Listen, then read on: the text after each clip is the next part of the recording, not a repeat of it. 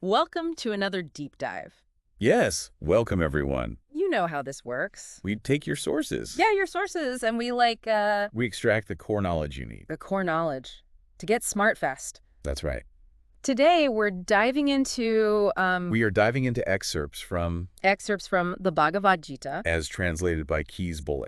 Right, Kees Bolle. So Oh. what's fascinating right away? That's fascinating right away is the setup. Yeah. Like we are thrown onto a battlefield. Like a battlefield. Yeah, and there's this like huge family feud about to erupt. Oh, wow. Okay. And our sources are going to introduce us to all the players. Okay. Right off the bat, we meet King Dhrtarastra, who's blind, and he's anxiously waiting to hear what's going on, you know, how this conflict's going to play out. Okay. And he's getting updates from his charioteer, Samjaya. Okay. We also meet Dhrtarastra's son, Duryodhana. Okay. And then there's the key warrior, Arjuna, who has Krishna as his charioteer and guide.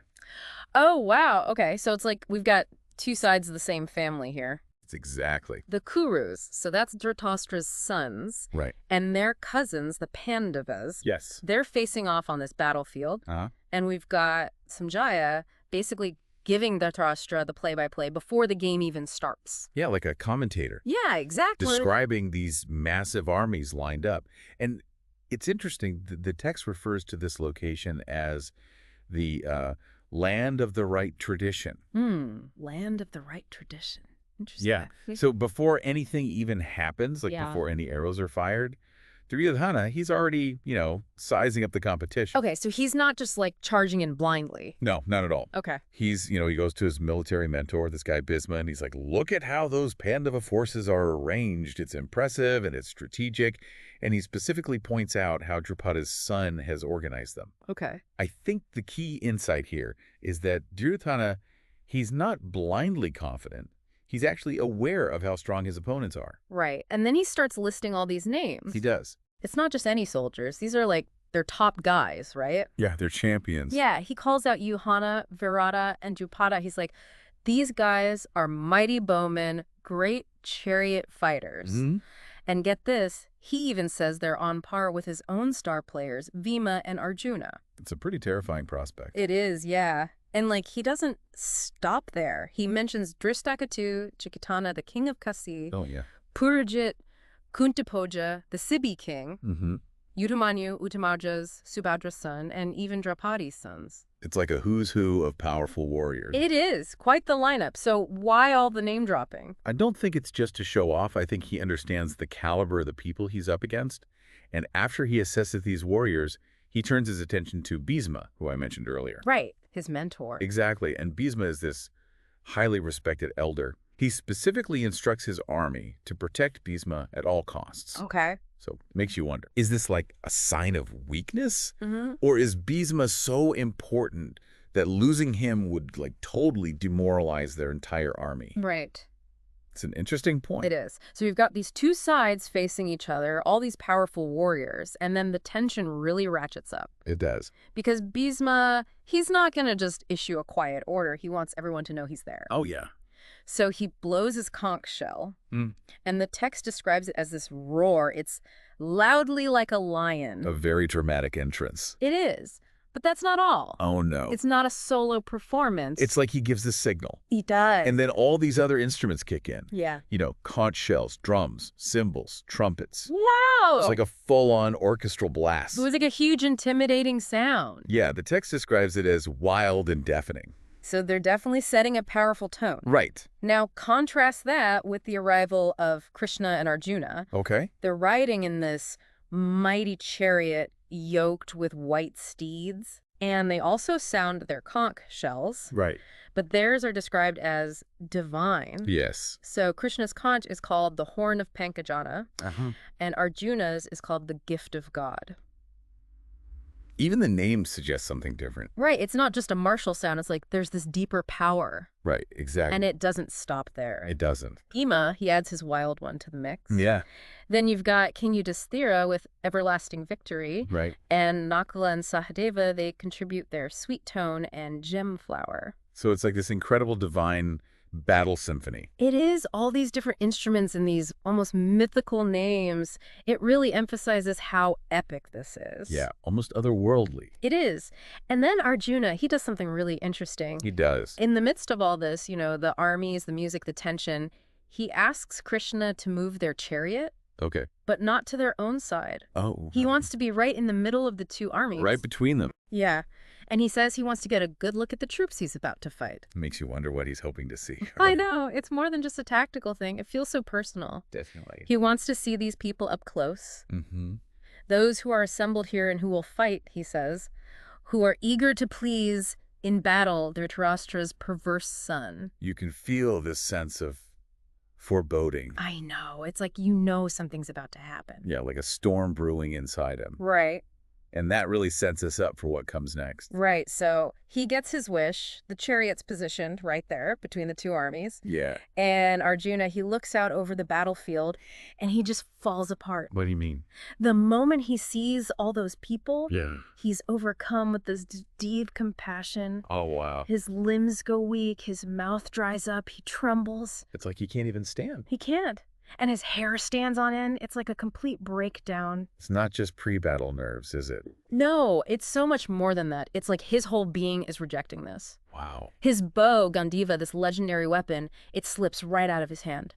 Oh, wow. He says his skin burns, he can't stand steady, his mind is just reeling. So it's physical and mental. Yeah, like he's completely overwhelmed. And what's so powerful about this? Right. It's how relatable it is. What do you mean? We may not be facing a literal battlefield, but everyone's felt that feeling of being completely overwhelmed. Right, when everything just feels like too much. Exactly. So what happens next? He's overwhelmed. He's falling apart. He starts talking, and he explains why he can't fight. Okay. And it's not just a simple, I don't want to do this. Okay. He starts listing all the people he sees out there. Right. And it's heartbreaking. He sees his teachers, his fathers, his sons, his grandfathers. So it's family. It is. His Yeah. uncles, fathers-in-law, grandsons, brothers-in-law. He's basically looking at an army of his own family. Yeah. He is, and that's the core of his argument. What joy could possibly come from killing his own family? Makes sense. He's like, even if victory meant ruling the three worlds, heaven, the atmosphere, and earth, Right. even then, what would be the point? So he's not motivated by power or conquest. No, not at all. He's repulsed by the very idea of killing Dhritarashtra's kin. And there are consequences. Oh, yeah. He talks about the immense atrocity of it and the demerit, this spiritual stain that would follow them forever. He sees it as a truly evil act. He does. And it's not just about the immediate killing. He goes on to describe the long-term consequences. Like what? He's talking about the destruction of eternal family traditions Okay. and the chaos that would come after. He says, society will break down, women will be corrupted. Wow. Yeah, it's this domino effect of destruction. He's connecting this war to the collapse of society. He is. And he says, ultimately, it would lead to hell. Hell. Yeah, not just for the people involved, but for their ancestors, too. Because the ancestral rites, the offerings, they would all stop. So the consequences are huge. They are. He's seeing the destruction of everything. And this is heavy stuff. It is. And remember, his bow is just lying there on the chariot floor. Yeah. He's completely despondent at his breaking point. And that's when Krishna speaks. So this is where the philosophical stuff kicks in. It is. And Krishna doesn't hold back. Really? No, his first words are basically, your sorrow is misplaced. You're grieving for those who don't deserve it. Wow. Yeah, he says, educated men do not sorrow for the dead nor the living. So he's saying Arjuna's grief is based on a misunderstanding. Exactly. Krishna is going to lay out a whole new way of looking at things. Okay, I'm intrigued. So he starts by talking about the eternal self. Okay. It says, there was no time at which I was not, nor you, nor these princes, nor shall any of us ever cease to be. So he's saying that there's this unchanging essence inside each of us. Right. It exists beyond the physical body. Think of it like your consciousness, the you inside. That makes sense. And to explain it further, he uses the analogy of the body. You know how we go through childhood, youth, old age. Right. But we're still the same person. Okay.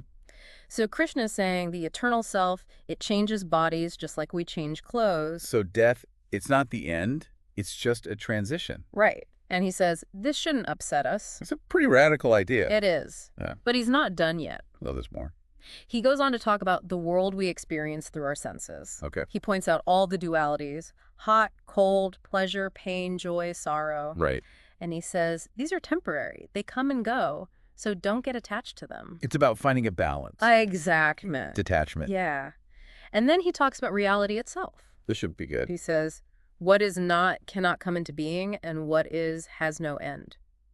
So true reality is eternal. Right. Unlike the physical world, which is always changing. Okay. And then he brings it back to Arjuna's situation. He says, look, the bodies of those you don't want to fight, they're just temporal bodies of the eternal embodied one who does not perish and cannot be measured. So the true self can't be killed. That's what Krishna is saying. And then he gives Arjuna his command. Which is, therefore you must fight. he's basically saying, you're not ending lives, you're participating in a transition. Exactly. And Krishna goes even further. He says the self, it neither slays nor is slain. So anyone who thinks you can kill the self, they just don't get it. Right. And then he introduces this idea of the cycle of birth and death. Okay, I've heard of this. He's like, everyone who is born will die, and everyone who dies will be reborn. It's just the natural order. So why all the grief? Exactly. Krishna's saying it's pointless, it's inevitable. Makes you think, doesn't it? It does. And he points out how limited our perspective is. We only see the middle part of existence. We don't see the beginning or the end. Right. So we can't grasp the bigger picture. Okay. And then Krishna broadens his point even further. He does. Yeah, he says the eternal self is in everyone. Okay. So not just his family, everyone. And that self, it's forever inviolable. So no one can truly harm it. Right. And then he switches gears a little bit. How so? He starts talking about duty or dharma. Okay. And he says, for Arjuna as a warrior, there's nothing more righteous than a just battle. It's his duty. It is. And he warns Arjuna, if you don't fight, you'll be dishonored. And for a warrior, that's worse than death. So he's appealing to his sense of honor. He is. But it's not just about avoiding shame. Krishna also dangles a little carrot. A carrot. Yeah. Oh, He's yeah. like, if you die in this battle, you'll go to heaven. And if you win, you'll enjoy the kingdom on earth. So there were rewards for fulfilling your duty. Right. And then he introduces this key idea of equanimity. Equanimity. Yeah, he says, face everything with an even mind. Happiness, unhappiness, gain, loss, victory, defeat. Don't get attached to the outcome. And that will keep you from accumulating bad karma. Exactly. So it's all about action without attachment. It is. So we've got Arjuna's emotional breakdown, this very human moment, and then Krishna's philosophical response, this clash between feelings and these deeper truths. It's pretty amazing how an ancient text can still be so relevant today. I know, right? Think about it. We all face that tension between how we feel and what we think we should do. It's like our emotions pull us one way, but we think the right path is somewhere else. Exactly. So this deep dive, it's just the beginning. There's so much more to explore in the Bhagavad Gita. And we encourage you to do that. Yeah, dive in and see what resonates with you. Absolutely. And as always, if there are any sources or topics you'd like us to deep dive into, send them our way. We love getting recommendations. We do. So thanks for joining us for this deep dive. And remember, that tension between your feelings and your duty, it's something to really think about. It's a question that's worth wrestling with. It is.